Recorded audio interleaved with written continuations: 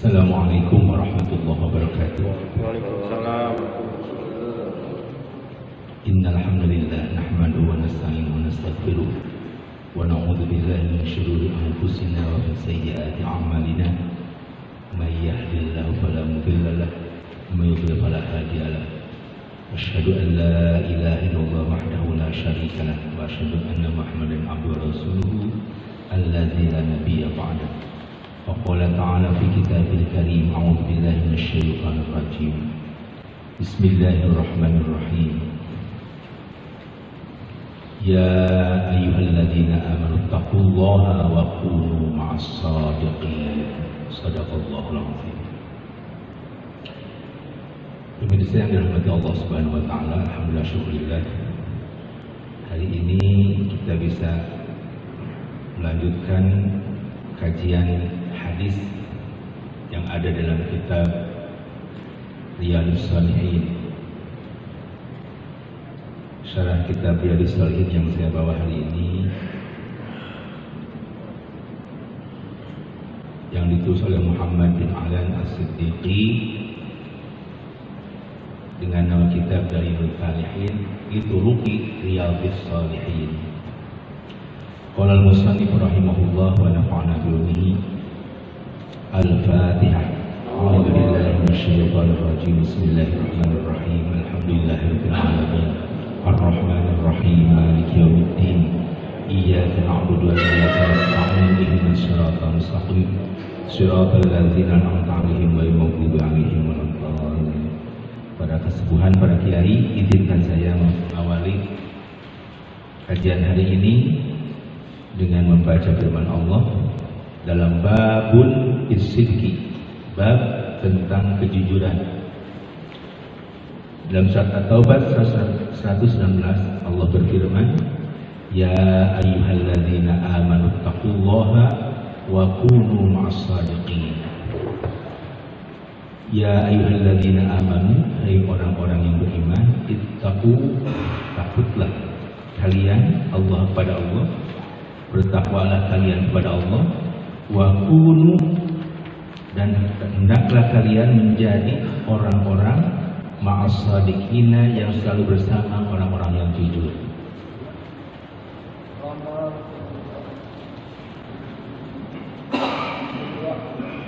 Ayat ini memerintahkan kepada kita untuk memilih teman yang kita jadikan sahabat sejati. Kriteria teman bisa jadi ada yang membawa kita kepada ketakwaan, tapi ada juga teman yang bisa membawa kita kepada kemaksiatan. Siapa orang-orang yang layak, yang pantas untuk dijadikan oleh kita sebagai teman? Dalam surat At-Taubah ini Allah memberikan penjelasan. Di antara sekian banyak orang yang layak dijadikan teman oleh kita dalam menempuh hidup dan kehidupan ini adalah orang-orang yang jujur. Wa kunu ma'as shadiqin. Ketika hidup di dunia, bergaulah dengan orang-orang yang jujur.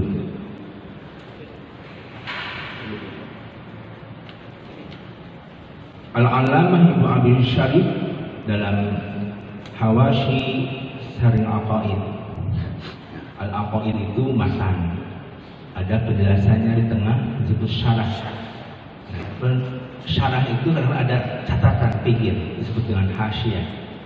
Nah, Hawashi Syarih Aqaid ini adalah catatan dari syarah Aqaid. Jujur, kata jujur ini biasa digunakan oleh orang-orang sufi dengan makna istiwa usirri wal alani,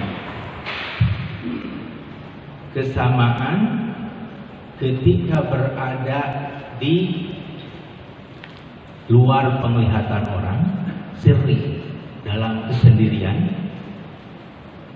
dan wal alaniyati ketika berada di hadapan orang. Perilaku kita, akhlak kita ketika berada jauh dari penglihatan orang, sirri, sama dengan ketika kita berada di depan orang. Wal zahiri wal batin, kesamaan lahiriah, tampilan fisik, wal batini, dan situasi atau akhlak di dalam batin. Seringkali kita ini tidak berani melakukan keburukan karena ada orang.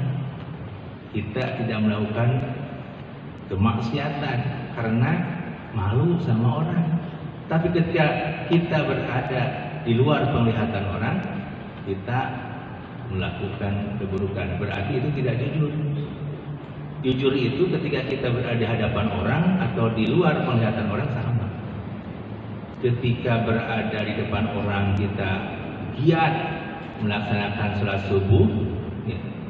Ketika tidak ada orang pun sama, giat. Tidak ketika di hadapan orang buru-buru ke masjid, kerebut batur mah hare-hare, berarti tidak jujur. Ya. Jadi kejujuran itu sama ketika berada di hadapan orang atau tidak dalam penglihatan orang. Atau sama keadaan ruhaninya, batinnya dengan tampilan lahirnya. Punten, misalnya saya janggut panjang, pakai gamis, kemudian kepala dibuntal seperti orang Arab, ya, itu kan lahirnya mengesankan saya ini orang yang baik, orang soleh, orang takwa. Tapi misalnya ketika saya berbicara, ya, berbicara kasar, menyakiti orang, memprovokasi orang, memberikan ujaran-ujaran kebencian, berarti tidak sama dengan tampilan fisik saya.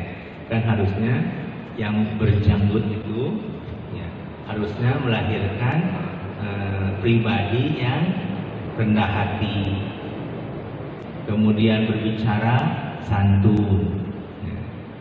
Ya, ketika tampilan fisik tidak sama dengan suasana batinnya, maka itu disebut tidak jujur, ketidakjujuran.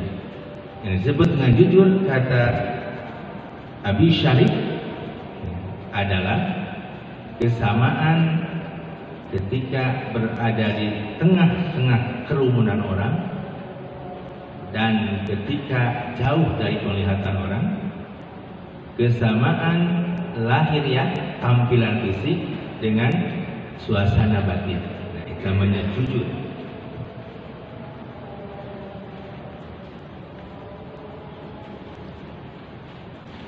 Suasana batin seseorang tidak membohongi amalnya. Itu bahasa lain daripada jujur. Dan perbuatannya tidak menyalahi atau membohongi suasana batinnya, suasana ruhaninya. Nah, itu namanya jujur. Bagaimana hubungannya dengan ikhlas? Kejujuran dan keikhlasan. Karena ikhlas itu harus selalu melekat dalam kejujuran. Nah, kata sebagian ulama, kullu shadiqin mukhlisun, walaysa kullu mukhlisin shadiqan. Setiap orang yang jujur pasti akan ikhlas. Setiap yang jujur pasti ikhlas. Tapi tidak setiap yang ikhlas jujur. Kita ikhlas berbuat sesuatu padahal tidak sesuai dengan apa yang ada dalam hatinya. Bagus kalimatnya. Kullu shadiqin mukhlisun, kullu shadiqin mukhlisun, walaysa kullu mukhlisin shadiqan. Setiap yang jujur adalah ikhlas, tapi setiap orang yang ikhlas jujur. Di dalam kitab Al-Qushairi karya Syekh Zakaria, ketika Imam Al-Junaid Al-Baghdadi itu, Imam Junaid ini imam rujukan Ahlussunnah wal Jamaah. Dan kita tahu Ahlussunnah wal Jamaah itu sering diulang-ulang adalah jamaah Islam yang dalam fikih memiliki haluan salah satu di antara 4 mazhab, Imam Hanafi, Imam Maliki, Imam Hambali, Imam Syafi'i. Walaupun misalnya sholatnya beda dengan jamaah Masjid Raya Bandung, tapi masih mengikuti imam yang lain, itu disebut Ahlussunnah wal Jamaah. Kemudian dalam akidah mengikuti Imam Al-Asy'ari dan Imam Al-Maturidi. Kemudian dalam akhlak atau tasawuf mengikuti Al-Imam Al-Ghazali dan Al-Junaid Al-Baghdadi. Nah, sering dikutip dalam kitab Al-Qushairi, ini salah kitab sufi juga, Imam Qushairi ini. Dipertanyakan kepada Syekh Junaid, ya Syekh, ahuma wahidun am bainahuma farqun? Apakah antara mukhlis, orang yang ikhlas dan orang yang jujur itu sama, satu kata, satu makna, atau ikhlas itu berbeda maknanya dengan jujur? Orang yang ikhlas itu beda dengan orang yang jujur. Dijawab oleh Syekh Junaid Al-Abidin Baghdadi, antara ikhlas dan jujur itu memiliki perbedaan. Jujur merupakan pokok pangkal segala sesuatu, sedangkan ikhlas adalah cabangnya. Dari pokoknya adalah jujur, kemudian cabangnya adalah ikhlas. Di jujur itu merupakan dasar atau pokok segala sesuatu. Dan ikhlas itu hadir setelah masuk dalam amal. Ketika perbuatan amal sudah ada, baru ikhlas hadir. Kita sholat, disebut ikhlas setelah sholatnya ada. Kita melakukan pengajian, menghadiri rutinan, sabtuan, bulanan, disebut ikhlas itu ketika sudah mengikuti pengajian, hadir dalam pengajian itu. Dan amal-amal kebaikan itu diterima atau tidaknya tergantung daripada keikhlasan. Jadi ikhlas dan jujur itu dua amal yang luhur nilainya. Itu dalam surat At-Taubah 119. Kemudian ayat lain terkait dengan jujur. Firman Allah Ta'ala dalam surat Al-Ahzab 35, was-sadiqina was-sadiqat. Sebelum ke ayat itu, ketika kita tadi dalam surat Taubah diperintahkan untuk bersama orang-orang yang jujur, apa yang kita ingin raih dengan bersamaan kita dengan orang-orang jujur? Dalam hal apa kita harus bersama dengan orang-orang jujur? Dalam tafsir ini dijelaskan, fil imani wal uhudi bi an talzamu as-sidqa. Di dalam iman kita harus bersama orang jujur. Kalau lihat surat Al-Baqarah 142, udah mulai tidak salahnya. Allah berfirman, wala talbisul haqqa bil batil. Tanda kriteria orang jujur itu tidak mencampur adukan kebenaran dengan kebatilan. Wala taktumul haqqa. Yang kedua, tidak menyembunyikan kebenaran. Wa antum ta'lamun, padahal kalian tahu.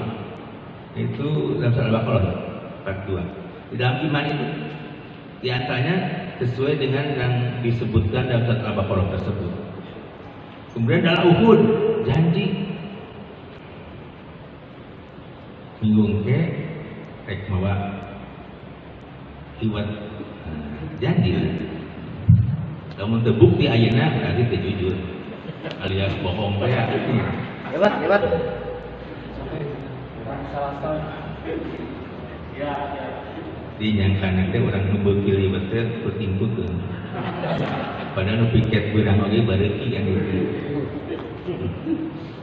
Da janji, ketika mengingkari janji berarti tidak jujur. kita sering dalam kehidupan ini tidak terlepas dari janji-janji, termasuk dalam akad-akad muamalah, baik perjanjian utang piutang, ya, pinjam meminjam, kemudian dalam jual beli seringkali muncul janji-janji. Ketika janji tidak dipenuhi berarti tidak jujur. Siapakah as-sadiqin yang disebutkan dengan was-sadiqina was-sadiqat? Mereka al-muqimina ala minhajil haq. Mereka yang menetap dalam jalur kebenaran, dalam jalan yang hak. Orang yang selalu berada on the track in hak. Jadi selalu berada dalam jalur kebenaran, sesuai dengan rel kebenaran yang ditetapkan oleh Allah, ditetapkan oleh Rasul. Islam itu kalau mengingat hadis sahih ditetapkan berdasarkan dialog antara Jibril dan Nabi Muhammad. Itu ada 5. Dunia Islam ala khamsin, tidak termasuk di dalamnya jihad. Walaupun jihad merupakan amal yang utama, amal yang luar biasa mulianya, tapi karena didasarkan dari hadis tersebut tidak termasuk dalam yang khamsin itu, tidak bisa dipaksakan untuk menjadi rukun Islam, jadi 6. Sehingga ketika ada seruan hayya 'alal jihad, kalau seandainya karena melihat itu sebuah amal yang penting, bisa jadi setelah al-jihad ada juga hayya 'alan nikah, ya. Bisa juga kan hayya 'alas sedekah, hayya 'alal kasbi dan lain sebagainya. Itu kan manhaj yang sudah ditetapkan oleh Rasul tentang rukun Islam itu 5. Ya 5 kita ikuti, berarti kita on the track, ada dalam jalurnya. Ketika dalam hadis itu menyebutkan, menetapkan dari dialog itu iman itu ada 6, maka kita tidak menambah lagi dengan iman yang lain, rukun iman yang lain. Berarti kita on the track, muqimina ala minhajil haq, jadi menetap dalam rel hak.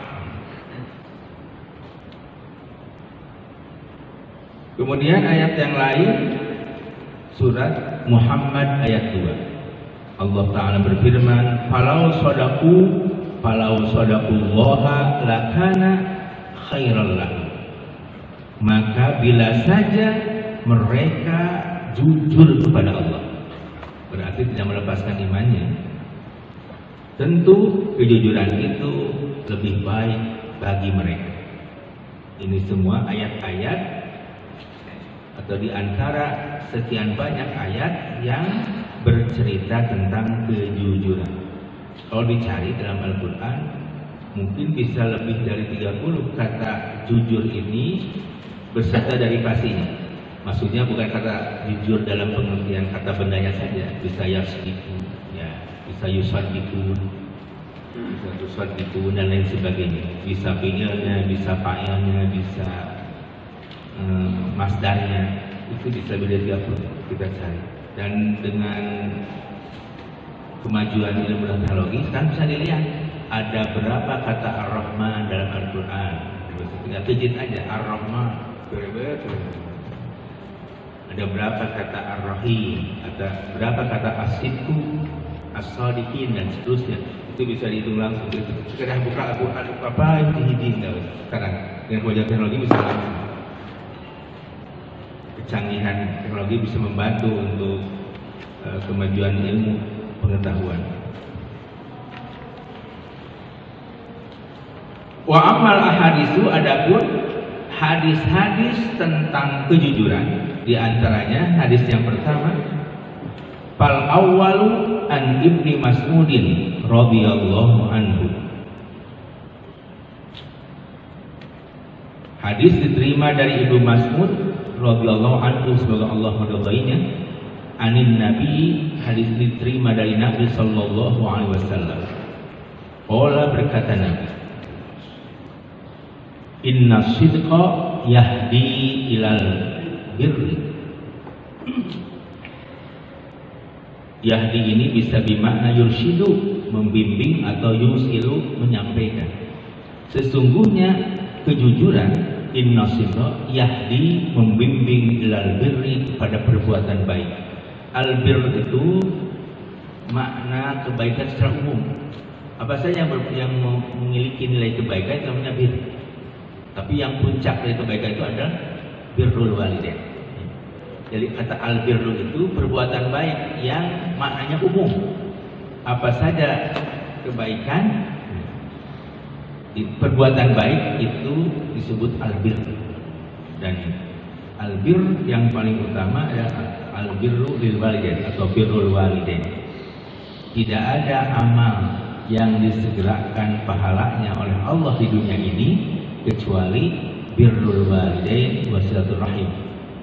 Berbuat baik pada orang tua dan menyambungkan silaturahim. Dan tidak ada siksaan yang Allah segerakan ditimpakan di dunia ini selain dari uququl walidain, berbuat buruk kepada orang tua, dan waqati'ur rahim, memutuskan silaturahim. Jadi upami hoyong rezeki kedah naon sae ka ibu Rama. Ibu Rama dalam pengertian Ibu Rama kandung, Ibu Rama dalam pengertian guru. Gurunya Ibu Rama juga kan, ibu bapaknya, tarbiyah pendidikan. Nah, kejujuran ini bisa membimbing pada perbuatan baik. Wa innal birra, karena sunnah perbuatan baik itu yahdi ila jannati, bisa membimbing ke surga, bisa menyampaikan ke surga. Kesimpulannya, kejujuran bisa membimbing orang masuk surga. Wa innar rajula la yasduqu, sesungguhnya seseorang yang berusaha berbuat jujur dan terus melakukan kejujuran, hatta yuktaba indallahi siddiqan, sampai kemudian akan ditetapkan di sisi Allah sebagai orang jujur, as-siddiq. Ketika seorang sahabat Nabi berkata di hadapan Nabi, ya Rasulullah, ketika aku merindukanmu, kata sahabat ini, aku bisa menjumpaimu kapan saja. Dan setelah aku bertemu dengan engkau ya Rasulullah dan menatap wajahmu, maka hatiku menjadi puas. Dan setelah aku puas bersama denganmu, aku bisa pulang kembali ke rumah. Tapi seandainya aku kelak masuk surga, tentu engkau juga masuk surga, dan jarak antara aku dengan engkau ya Rasul, karena keimanan dan amal yang berbeda, boleh jadi aku bisa jauh denganmu. Apakah aku masih bisa bersamamu ya Rasulullah? Kata sahabat ini kepada Rasulullah. Rasul langsung menjawab pertanyaan dari sahabat ini, sehingga berlalu beberapa waktu, sampai pada suatu waktu datanglah, turunlah ayat Al-Quran seakan-akan menjawab dari kegalauan sahabat ini. Dalam surat An-Nisa 69 Allah berfirman, may yuti'illaha war rasula faulaika ma'al ladzina an'ama Allahu 'alaihim minan nabiyyina wasiddiqina wasyuhada'i wassalihin. Dengan as-siddiqin, wasiddiqin wasyuhada'i wassalihin. Jadi kata Allah, siapapun yang taat kepada Allah dan Rasulnya, maka kelak akan bersama orang-orang yang mendapat nikmat dari Allah. Siapa mereka? an-nabiyyin, para nabi, as-siddiqin, ini orang-orang yang jujur. Seringkali as-siddiq ini dinisbatkan kepada Abu Bakar, karena Abu Bakar sebagai orang jujur, orang yang pertama mengimani, tidak menyebutkan, menyembunyikan, tidak menyembunyikan keimanannya kepada Nabi di hadapan sahabat atau masyarakat Arab pada umumnya. Jadi kelak yang penting kita taat kepada Allah, taat Rasul, kita kelak bersama Nabi. Nabi itu bukan hanya Muhammad saja. Di sana kita bisa dengan Nabi Yusuf, Nabi Adam, Nabi Ibrahim, Nabi Ismail, bisa bertemu. Bahkan Nabi yang tercatat itu dalam buku Tauhid itu minimal ya 313, walaupun sebenarnya tidak ada yang tahu berapa hitungan Nabi sebenarnya, tapi yang disebut dalam kitab Tauhid biasanya 313. Kita bisa bertemu di sana, bisa makan kebuli, kan orang Arab itu kan liwat sana itu kan bersama-sama dengan Rasul. An-nabiyyin as-siddiqin, termasuk as-sabiqun awwalun itu as-siddiqin, asy-syuhada'i, orang-orang yang mati syahid, was-shalihin, dan orang-orang yang saleh. Maka ketika kita bersama dengan orang yang saleh di dunia, insyaallah kelak akan bersama dengan orang-orang saleh di surga. Amin. Nah, as-siddiq ini termasuk orang-orang yang diberi nikmat yang kelak dimuliakan oleh Allah. Jadi seseorang yang biasa kesehariannya selalu jujur akan dinobatkan oleh Allah sebagai orang-orang jujur, as-siddiqin. Itu disejajarkan dengan Nabi as-siddiqin, orang-orang yang mati syahid dan orang saleh. Kalau membaca literasi terkait dengan syafaat Nabi, syafaat orang-orang soleh, syafaat as-siddiqin, kita berpeluang, menggetik hati, jangan pesimis untuk mendapatkan syafaat mereka yang dimuliakan Allah. Kita punya peluang mendapatkan syafaat para nabi, syafaat orang-orang jujur, syafaat orang-orang yang mati syahid, syafaat orang-orang yang soleh. Jauh dengan soleh, senang soleh, jauh.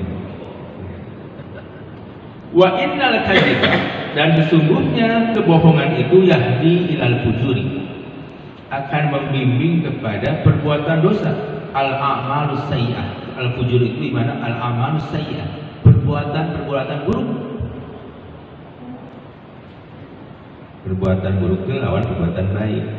Namun perbuatan baik pengisian koropak, mau di masjid. Perbuatan buruknya nyokot duit tina koropak, nyokel koropak. Soalnya bukan tadi masjid kali itu, kamar ini kosong itu. Bersih nanti, ternyata ke orang-orang yang melakukan amal as-sayyi'ah. Sesakeun baik kuncina dibongkar, sesakeun pakuna wukul, duitnya diambil, ternyata mengambil koropak masjid, ternyata termasuk fujur, melakukan amal buruk, al-amal sayyi'ah. Tapi bir sebaliknya, ngisi koropak walaupun hanya 100 rupiah. Cepet. Sama gitu. Albir. Kebohongan bisa membimbing orang kepada perbuatan buruk. Wa innal fujura, dan sesungguhnya perbuatan buruk yahdi ilan nari, bisa membimbing orang kepada neraka. Berarti kebohongan itu bisa membimbing orang kepada neraka. Wa innar rajula la yakdzibu, dan sesungguhnya orang yang selalu membiasakan bohong, hatta yuktaba, sehingga nantinya, yuktaba itu kan fi'il mudhari', nantinya akan dicatat, ditetapkan, indallah, di sisi Allah, kazzaban, itu rusak dalil ya, sebagai dalil itu, sebagai orang-orang yang bohong, sebagai orang bohong. Di sini gak ada alif, kadang-kadang soalnya beda. Kitab yang mahal dengan kitab yang murah, karena sok ada. Kalian mah kitab mahal. Itu hadisnya mutabak alaihnya. Jadi orang yang selalu berbiasa jujur akan ditetapkan oleh seorang sebagai orang, dinobatkan oleh Allah sebagai orang jujur. Orang yang terbiasa berbuat bohong itu dinobatkan Allah sebagai orang bohong. Naudzubillahi min dzalik. Itu hadis yang pertama. Kemudian hadis yang kedua, An Abi Muhammadin Al Hasan bin Ali. Berarti Imam Al Hasan ini dipanggil dengan sebutan Abi Muhammad. Yang menamai Abi Muhammad itu adalah Nabi sendiri. Nabi sendiri ini memiliki cucu namanya Hasan dan Husain. Nabi menyayanginya, mengasihinya. Dan keutamaan Imam Hasan Husain ini dibanding dengan cucu-cucu yang lainnya itu luar biasa di mata Nabi, sehingga Nabi sendiri menamai Hasan dengan Aba Muhammad. Iya teh bapak orang. Itu kan Hasan. Bukan disebut Aba Hasan. Nabi sendiri. Sebenarnya Hasan itu cucu Nabi. Imam Hasan ini lahir di pertengahan bulan Ramadan. Kemudian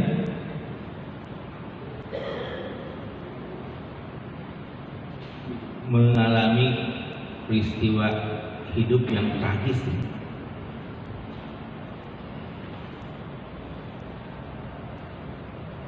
Karena dalam sejarah Islam ini Imam Hasan termasuk orang yang dimuliakan oleh Nabi, tapi meninggalnya dibunuh karena diracun oleh istrinya.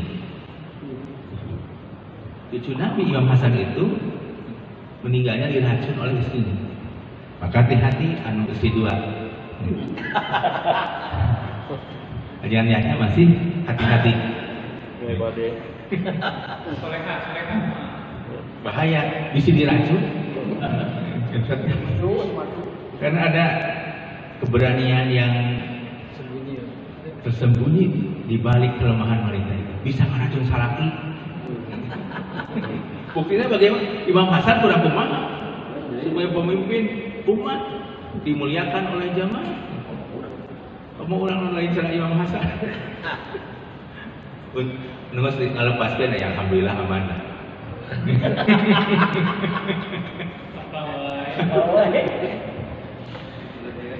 Saya nggak nyoba kecuali siap diracun. Karena Imam Hasan juga termasuk tokoh Islam yang wafat itu pernah diracun. Banyak dalam sejarah itu ya tokoh agama itu yang dibunuh bukan oleh musuh tapi oleh keluarga dekatnya. Tapi itu syahid ya? Insya Allah syahid. Syahid. Jadi kalau ada misalnya punya maaf, mudah nanti di sini ada para dai balik istilah goblok tuh aneh. Karena apa? Imam Hasan tuh ya, terbunuh oleh istrinya sendiri.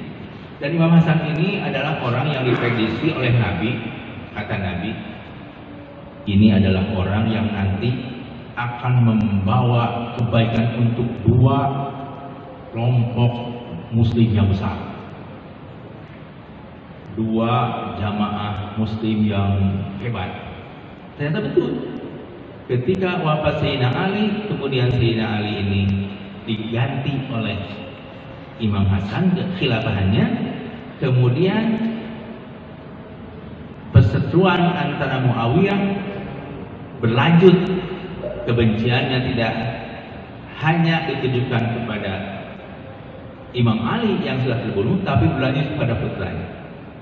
Nah, Imam Hasan ini berusaha mendamaikan, karena ketika pengikut-pengikut Ali ngamuk, kemudian pengikut Muawiyah ini juga sama, berusaha ingin merebut kekuasaan, Imam Hasan bin Ali ini melepaskan jabatan. Nazalah, jadi nazalatul lungsur itu maksudnya lengser. Nazalatul lengser dari kepemimpinan.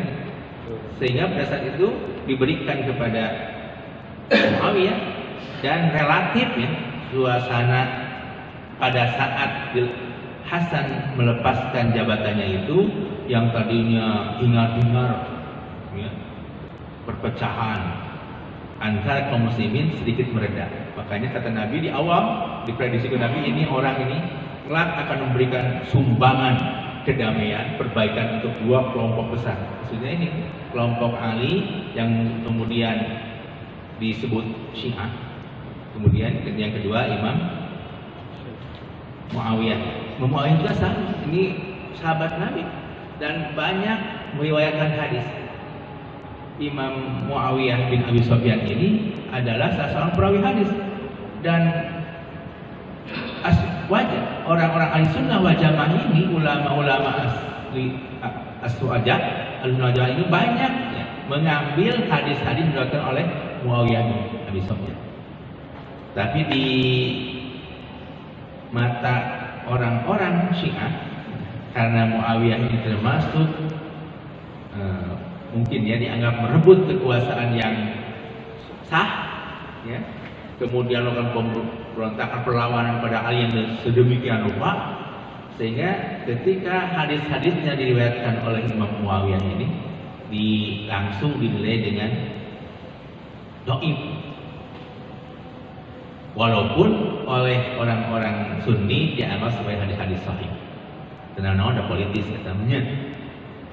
Agar orang-orang anu simpati cek abah cek abah kan begini, cek abah itu abah kan biasanya sama. Kata Ali sah, kata Muawiyah sah. Kalau Ali benar, kata Muawiyah benar. Dalam sejarah itu kan dulu ada suatu masa di mana seluruh dewan keluarga masjid itu ya, harus menghimbau para khatibnya mengutuk Ali bin Abi Thalib. Nah, dengan itu coba silakan buka dalam sejarah. Ada suatu masa kepemimpinan Islam yang disebut khilafah Islam itu. Ada suatu masa di mana para khatibnya oleh negara diwajibkan untuk mengutuk Ali di masa Muawiyah. Sampai hadir seorang khalifah dari Abbasiyah ya, yang dianggap soleh, Umar bin Abdul Aziz, yang memberhentikan ucapan-ucapan kutukan kepada Ali bin Abi Thalib ini, diganti dengan yang biasa dibaca oleh para khatib dalam setiap khutbahnya, Innallaha ya'muru bil adli wal ihsan wa ita'i dzil qurba wa yanha 'anil fahsya'i wal munkari wal baghi. Ieu asa dibayar di kieu teh.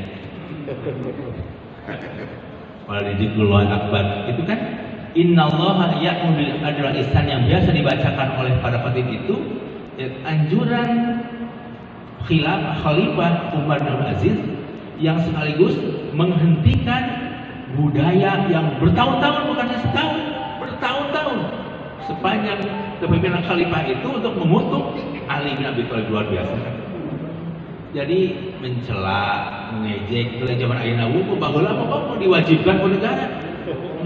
Ya, kudu mengutuk luar biasa. Itu dalam perjalanan buruknya sejarah Islam. Kalau kita baca sejarah berapa abad dinasti Umayyah berkuasa, berapa abad dinasti Abbasiyah berkuasa, hampir pergantian pemimpin itu dilakukan dengan pertumpahan darah. Itu aneh pas di Arab yang Timur Tengah pas ya wae teu beres-beres ini. Ayat-ayat uyun nanti uyun.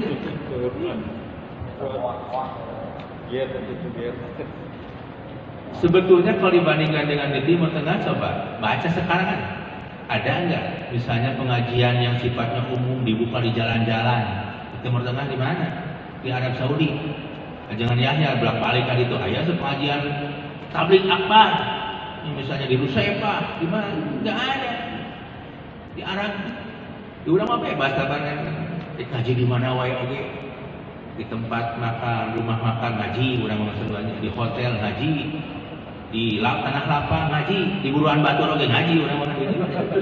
Bebas orang. Cek saha umat Islam ditindas kaum muslimin di Indonesia ini diperlakukan tidak adil. Untuk ibadah mah sahayangna we sok terakhir cari. Masuk ke masjid 24 jam mungkin silakan. Minimal kan nyumput gosum kieu mah ulah disasarkeun kuring aya telepon gitu. Corona kecuali coronanya. Kemudian di Selasar yang sholat usir. TV, nah ini musim corona. Kalau usaha normal nggak ada, larangan-larangan nggak. Kalau sekarang mah hati-hati, berkerumun, awas, satpam, jaga. Yang tidak berkerumun, pasti ada pantauan. Itunya.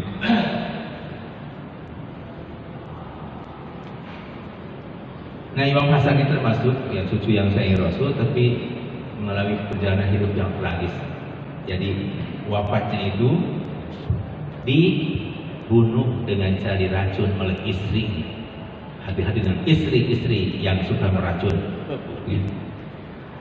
Apa yang disampaikan oleh Imam Hasan bin Ali bin Abi Thalib?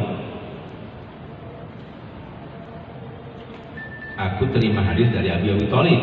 Kemudian Abi Thalib berkata, hafidtu min Rasulillah sallallahu alaihi wasallam. Aku menjaga kata-kata yang bersumber dari Rasulullah sallallahu alaihi wasallam. Apa kata Rasul? Da' ma yaribuka. Dalam kalimat yang lain, da' ma yuribuka ila ma la yaribuka. Tinggalkan sesuatu yang membuat kamu ragu, ilama beralih pada sesuatu la yaribuka yang tidak membuat kamu ragu. Fa inna sidqa tuma'ninatun, karena jujur itu sebuah ketenangan. Wal kadibas, sedangkan bohong itu ribatun, sebuah kebimbangan. Antara jujur dan bohong bisa terasa dalam jiwa. Biasanya kalau jujur membuat kita tenang, tapi kalau bohong membuat kita bimbang, ragu. Karena itu dalam hadis riwayat Abu Hurairah, itu hadisnya dipandang oleh hadis dhaif ya, tapi bagus. Ketika kita ingin melakukan sesuatu, simpan yadaka fi sadrika, simpan tangan di dada. Kalau kita ingin menguji apakah yang lakukan itu halal, haram, baik atau buruk, simpan tangan di atas dada.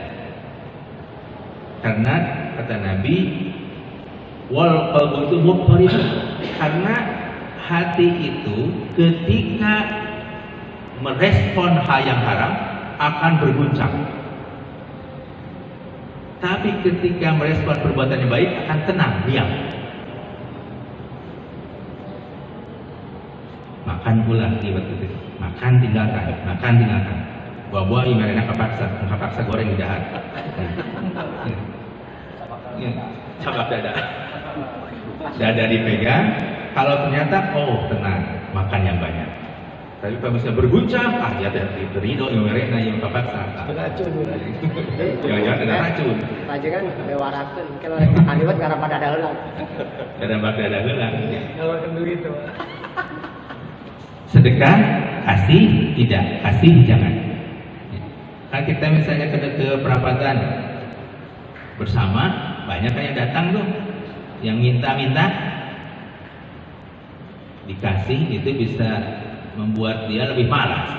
Tapi tidak dikasih juga kita, kata Nabi, andaikan ada orang yang datang kepadamu meminta sesuatu walaupun memakai kendaraan yang mewah, kasih, kata Nabi. Dia kembali kemana? Bere ulah intinya cabak dada. Nah, tenang, kasih yang baik. Paling dia bersoalan dengan dunia sosial kan gitu. Di bahasa Sunda mah sakaya kieu litong. Iya, tong beli kan. Eta mah pertimbanganna ada unsur-unsur kopetan. Pelintir. Ada unsur ngirit Yang kopet. Karena ngirit itu qaribun minal kopet. yang itu lebih dekat kepada Covid nggak ngasih. Nah kalau kebaikan itu biasanya kan ini sedekah dengan sedekah aja. Yakinkan maksudnya apa? Hadis Nabi ini kita berbuat harus berdasarkan keyakinan. Jangan ambil sesuatu yang meyakinkan kita. Kalau ada dua pilihan yang harus kita kerjakan, ya antara yang membuat kita ragu dan yang meyakinkan, ambil yang meyakinkan kita. Sehingga kalau kita sholat zuhur, kita merasa ragu apakah ini 3 atau 4. Ya harusnya yakinkan, ambil yang 3. Tiba-tiba kita ambil obat, satu rakaat bahaya. Ambil yang 3 rakaat. Kita tambah dulu 1 rakaat, walaupun sebenarnya realitanya jadi 5 rakaat salatnya tidak apa-apa, itu sah itu ya. Itu. Ini menjadi prinsip juga dari qawaidul khamsah ya. Jadi di dalam usul fikih ada kaidah-kaidah usul yang menjadi pertimbangan ketika melakukan sesuatu. Nah ini da' ma yaribuka ila ma la yaribuka. Bisa juga dibaca dhammah da' ma yuribuka ila ma la yuribuka. Menganjurkan kepada kita untuk mengambil sesuatu yang lebih kita yakini. Tinggalkan yang membuat kita ragu, beralih kepada yang membuat kita yakin. Jadi lewat qauluhu yaribuka, hadis Nabi tadi, kata yaribuka huwa bi fathil ya'i wa dhammiha. Jadi bisa yaribuka, bisa yuribuka. Wa ma'nahu, dan makna hadis itu utruk ma tasyukku, tinggalkan sesuatu yang membuat kamu ragu fi hillihi, dalam halalnya. Ternyata ini orientasinya kepada halal haram. Wa'dil, kemudian beralih ila ma la tasyukku fihi, kemudian beralih kepada sesuatu yang membuat kamu tidak ragu di dalamnya. Makanan itu salah satu di antara persoalan global yang tidak ada batas.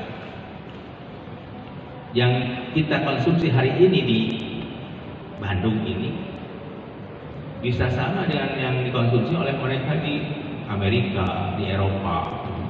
Yang dikonsumsi oleh mereka di Eropa pada jam 7 dikonsumsi juga oleh orang Indonesia pada jam yang sama. Jadi food, fun, and fashion itu global, jauh bedanya. Di orang di Eropa ada hard chicken, di MRBOG nuang chicken, ayam, ayam konsepnya sama chicken. Tapi namun di Indonesia makan liwet, Eropa satu ayam. Nah itu kelebihan dari liwet. Chicken salad, kalau itu orang aneh-aneh gitu nih. Oh itu mah global, tidak ada bedanya. Kekurangan hatian kita kadang-kadang ketika kita membeli daging di supermarket. Waspada, apakah daging yang akan kita konsumsi dengan membeli di supermarket itu sudah halal sebagaimana yang dilegalkan oleh MUI atau mungkin oleh Kementerian Agama Malaysia? Kalau tidak, hati-hati, karena mungkin mereka memotong ayamnya tidak sesuai dengan syariat. Nu aman maang harta pasar gede bage, kamotong pun kumang soleh didinya. Saksian kurang motongna, ada diasupkan karena golakan cai, wis ayam nate ayam bener, golakan cai. Saksian kan kita kan halal bisa, tinggal bisa. Bangsa di itu belum bumbu, bahkan kosmetik. Kalau kita tidak jeli, itu bisa kita terjerembab dalam hal yang haram. Karena itu sesuatu yang membuat kita ragu, tinggalkan. Belanja di tempat anu menimbulkan keraguan. Datanglah ke pasar tradisional yang dapat kita saksikan perilaku dagangnya, usahanya, sehingga kita yakin. Jadi utamanya ini digunakan hadis untuk menjaga kehalalan dan keharaman. Walaupun oleh para ulama fikih, fuqaha, ulama usul, ini dijadikan salah satu rujukan. dalam menerapkan hukum bahwa idul ahkam dak ma yaribuka ila ma la yaribuka. Yang ketiga 10 menit. An Abi Sufyan Sakhr bin Harb, terima dari Abu Sufyan Sakhr bin Harb radhiyallahu anhu fi hadits at-tawil, dan sebuah hadis yang panjang, fi kisati Hirqal, dalam kisah Hirqal. Hirqal itu Hercules, raja Romawi ya. Sekarang disebut Kaisar Romawi. Kata Hirqal, raja Romawi ini sering mendapatkan kunjungan ya, tamu utusan Rasul dalam berdakwah, menyampaikan Islam. Qala Hirqal, dina film aya Hercules ieu gitu. Hercules dulu kan rame, khusus budak ya film Hercules. Ini diambil dina Hirqal raja Romawi. Kata raja Romawi Hirqal, "Famadza ya'murukum?" Apa yang Rasul perintahkan kepada kalian? Maksudnya kepada tamu-tamu utusan Hirqal. Apa yang Nabi perintahkan kepada kalian? yakni an-Nabi. Qala Abu Sufyan berkata.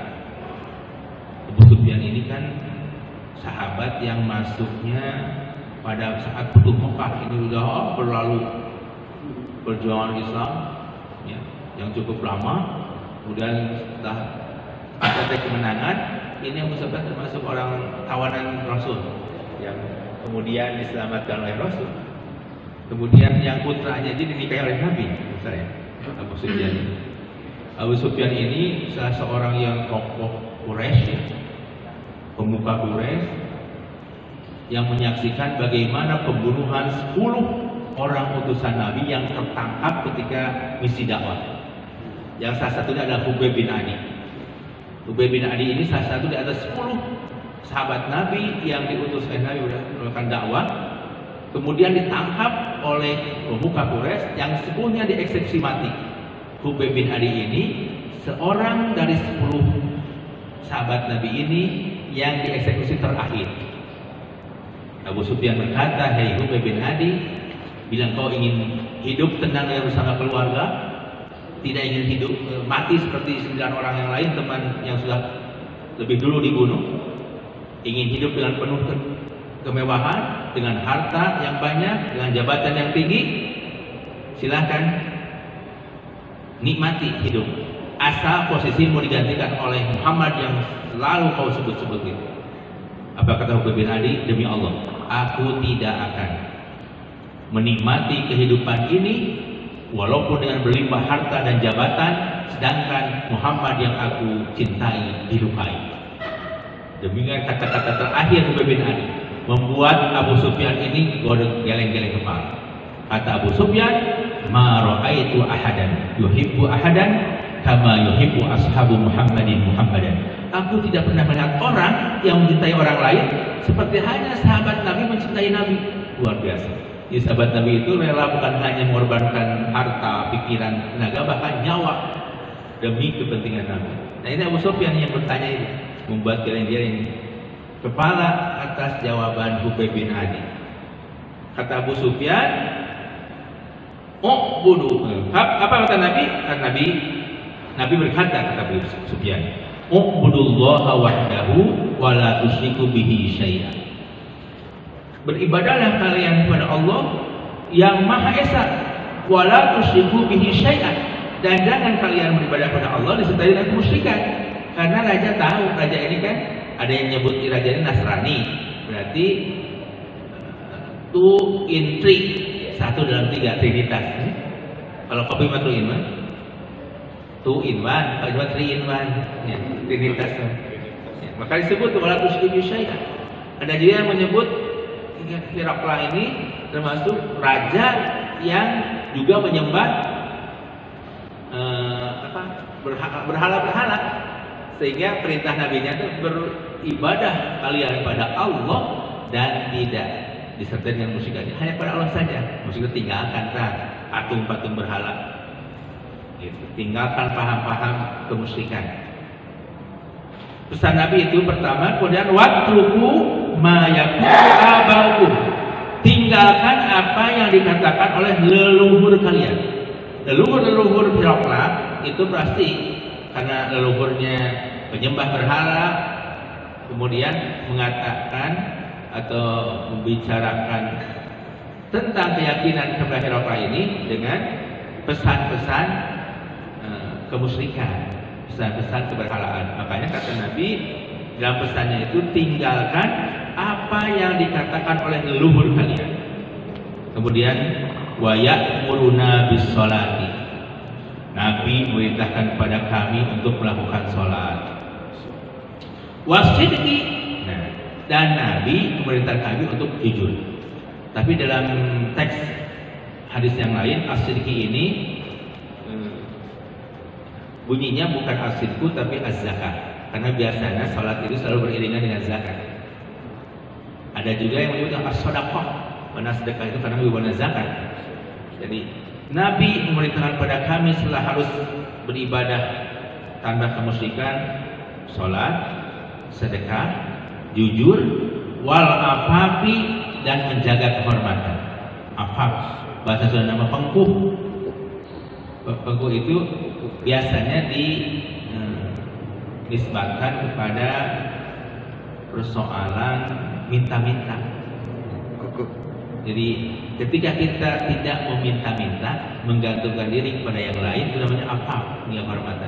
Kalau misalnya peminta-minta itu kan tanpa rasa malu, biasanya kan untuk memenuhi kebutuhannya itu kesana kemari ya, meminta. Nah, itu perbuatan yang sangat dibenci dalam Islam. Namun pakai proposal ketiga minta.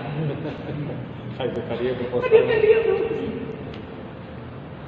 Jangan bedanya ya. Itu untuk membangun syiar itu halus. Karena kersiar. Berapa kepentingan pribadi kan? Tapi yang apa itu biasanya untuk kepentingan pribadi. Munggawe, gampang kan? Pemalasan. Alasan malas, padahal sesulit-sulitnya kerja, minimalnya Allah jamin ampunan atas kesulitannya. Yang afaf diperintahkan oleh Nabi Allah untuk afaf, menjaga kehormatan, wasilati dan silaturahim. Ini sedikit dari Ar-Rabi yang keempat, an Abi Sabitin Timali Sabit wakila, dan dikatakan cenah Abi Sa'idin. Yang dimaksud Abi Sabit itu Abi Sa'id. Wakila jeung cenah, dan dikatakan Abil Walid Sahl bin Hunayf. Jadi Sahl bin Hunayf ini katakanlah ada yang nyebut Abi Sabit, ada yang nyebut Abi Sa'id, ada yang nyebut Abil Walid. Tapi sebenarnya semuanya itu adalah satu, yaitu Sahl bin Hunayf. Wa huwa Badariyun. Hunayf ini salah seorang sahabat yang terlibat dalam perang Badar radhiyallahu anhu. Ini penting soalnya doa ya. Anna Nabiyya sallallahu alaihi wasallam, sesungguhnya Nabi sallallahu alaihi wasallam qala, bersabda Nabi, man sa'alallaha ta'ala, barang siapa meminta kepada Allah, asyhadata, mati dalam keadaan syahid, bisidqin, dengan kejujuran, ballagahullahu, maka akan Allah sampaikan kepadanya manazil syuhada'i, tempat-tempat orang yang mati syahid. Allah akan menyampaikannya ke tempat-tempat atau pada kedudukan orang-orang mati syahid. Wa in mata ala firashihi, walaupun dia mati di atas kasurnya, walaupun dia mati di atas ranjangnya, walaupun dia mati di atas kursi laziswanya. Itu firas namanya. Jadi Nabi ini riwayatnya Muslimnya kuat ya. Nabi ini seakan-akan menganjurkan kepada kita untuk memohon pada Allah agar kita ketika mati, ketika wafat, diposisikan, ditempatkan derajat kita sebagai orang mati syahid. Syaratnya minta pada Allah. Minta pada Allah agar kita ketika wafat dalam keadaan mati syahid. Mati syahid itu kan bisa dalam ketika menuntut ilmu, ketika beribadah, kudu perang wae. Gak mesti kita harus berangkat ke Palestina, ke Timur Tengah, ke Libya, enggak, cukup aja tidur kelentang di atas kursi sampai menunggu zis. Kita berdoa, Allahumma rzuqni asy-syahadah. Itu kan? Ya Allah, rezeki, berikan aku rezeki kematian yang syahid. Nah, ketika kita jujur, maksudnya benar-benar dengan lahir dari hati yang dalam, kita ingin kedudukan yang syahid itu, maka Allah akan menyampaikan keinginannya. Allah menyampaikan doa, Allah akan mengabulkan doamu. Ini kata Nabi. Maka sering-seringlah berdoa pada Allah, bukan hanya minta kepada Allah husnul khotimah saja, tapi juga dengan mati dalam keadaan syahid, supaya kita termasuk orang yang dimuliakan Allah.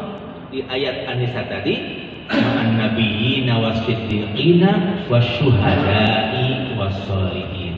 Jadi kuncinya kata Nabi, ya Allah, berilah rezeki aku untuk wafat dalam keadaan syahid. Ya Allah, matikan aku dalam keadaan syahid. Cukup. Yang penting ada permohonan yang punya makna syahid. Kata Nabi, siapa saja orang yang meminta kepada Allah agar wafat dalam keadaan syahid dengan disertai dengan kejujuran, maka Allah akan menyampaikan orang yang berdoa itu kepada kedudukan orang-orang yang mati syahid, walaupun wafat dalam keadaan tidur di atas alas tidurnya, di atas ranjangnya. Mudah-mudahan Allah merahmati kita. Ada keberkahan yang kita dapatkan dari kajian-kajian yang kita laksanakan. Allah berikan kesehatan kepada kita dan keluarga kita. Allah berikan kemudahan rezeki kepada kita dan keluarga kita. Allah memberikan rezeki kesalehan kepada keluarga kita. Allah berikan kelancaran dalam segala urusan, dikabulkan segala yang dihajatkan, dan selamanya dalam rahmat Allah Subhanahu wa taala. Al-Fatihah. A'udzubillahi minasyaitonir rajim. Bismillahirrahmanirrahim. Alhamdulillahirabbil alamin arrahmanir rahim maliki yaumiddin. Iyyaka na'budu wa iyyaka nasta'in ihdinas siratal mustaqim. Shiratal ladzina an'amta 'alaihim ghairil maghdubi 'alaihim waladdallin. Amin ya rabbal alamin. Bismillahirrahmanirrahim. Alhamdulillah. Allahumma shalli 'ala sayyidina Muhammad wa 'ala alihi washabihi ajma'in. Allahumma anfa'na bima 'allamtana wa 'allimna ma yanfa'una warzuqna ilman yanfa'una. Allahumma inna nas'aluka bi haqqil asma'il husna an tuthabbita imanana wa islamana wa tuhassila maqasidana wa tuyassira umurana wa taghfira dhunubana wa tukaffira sayyi'atina wa tarzuqana rizqan halalan thayyiban wasi'an wa 'amalan mutaqabbala. Allahumma atina fid dunya hasanatan wa fil akhirati hasanatan wa qina 'adzabannar. Wa sallallahu ala sayyidina Muhammad wa alihi washabihi ajma'in. Subhana rabbika rabbil izzati amma yasifun wa salamun 'alal mursalin walhamdulillahi rabbil alamin. Al-Fatihah. Assalamualaikum warahmatullahi wabarakatuh.